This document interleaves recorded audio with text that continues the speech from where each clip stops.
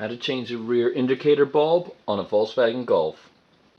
So for reference, the brake bulb is at the top, then the indicator bulb, the rear light, now the bottom outside is the fog light, and the bottom inside is the reverse light. Open the tailgate.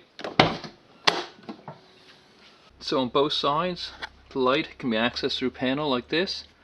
So on the right hand side it's a bit smaller. Let's turn it counterclockwise, that dial, and just pull out. So on the left hand side, the panel is quite a bit bigger, so this will make it a lot easier to film, so we'll use this side.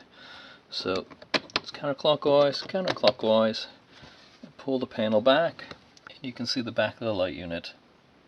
So to get to the light unit, you've got to remove this panel here, so just on 2 tabs. And this is the bulb housing, so squeeze them together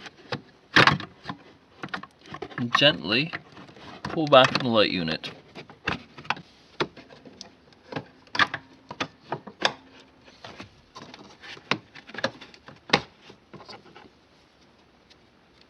So the indicator bulb is the middle one, so don't touch the bulb with your hands, just get a cloth.